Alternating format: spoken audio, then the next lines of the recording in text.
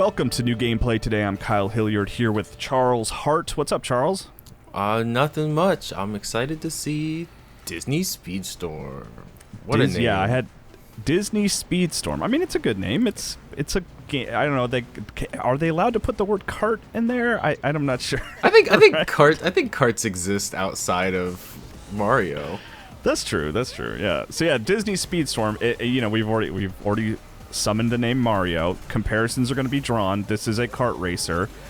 Like that Nintendo franchise that's very popular. But this has Disney characters in it, and Disney tracks, and Disney music, and Disney cars, and Disney stuff. I like Disney stuff. Do you like Disney stuff, Charles? I do. And this looks like very pretty. Like the visuals are. I was kind of caught off guard by that.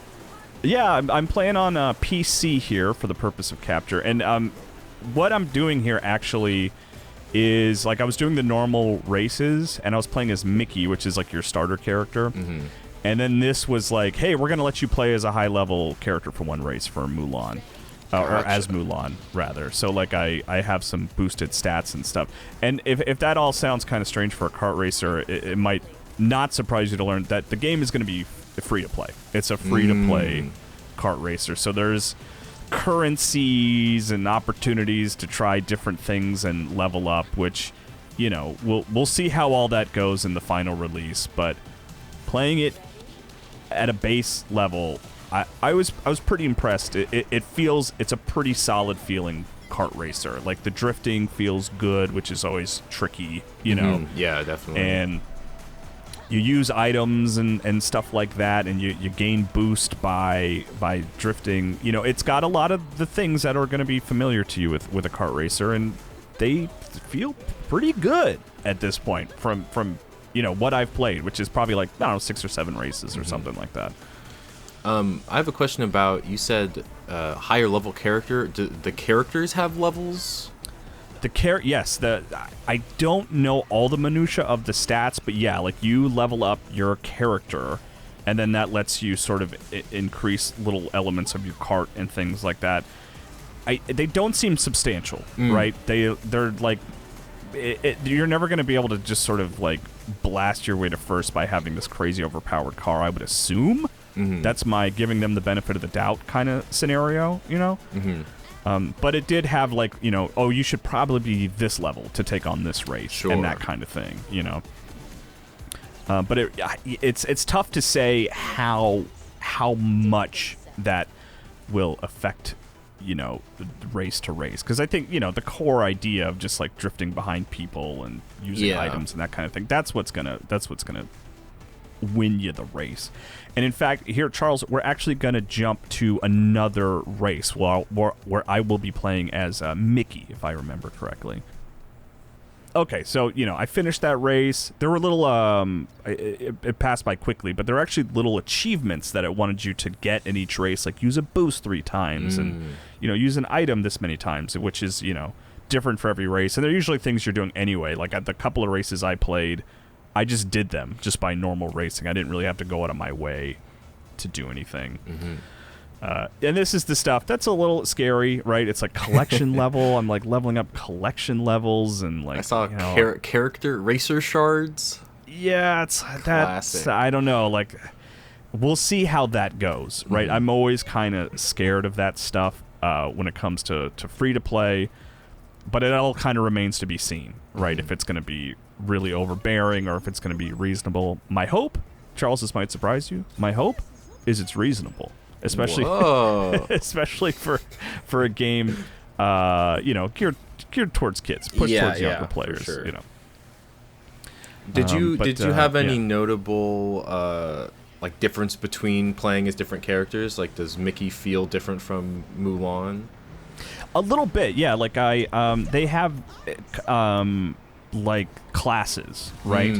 I wish I knew the classes off the top of my head, but like, they have, like, Beast is a heavier racer, right? You might compare him to, I don't know, maybe a Donkey Kong in another franchise. What a duo. I would love to see them interact.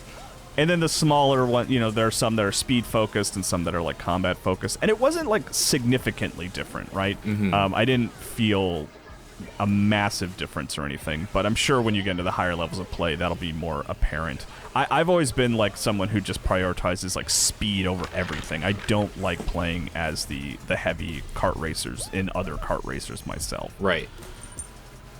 It went by quickly, as most things do in a racing game, but you can actually ride rails in this game. Like occasionally there's like these like grinding rails that you can hop on, which is cool. It's like, yeah, mix it up. Let's get off the cart a little bit here. I find I missed it there, but there's that big blue rail. That's often like an issue in, non-Mario Kart kart racers is I feel like the tracks often feel stale. Like they focus more on having, if you've ever played Garfield Kart.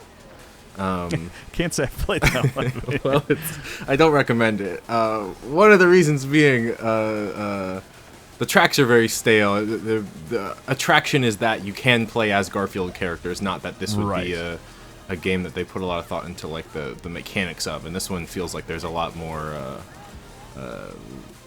depth, I would say, at least at first glance. Yeah, I'm optimistic about it because it plays well. It feels good. It looks good. And then you got the Disney stuff is like kind of unbeatable, right? Like this is a Toontown track.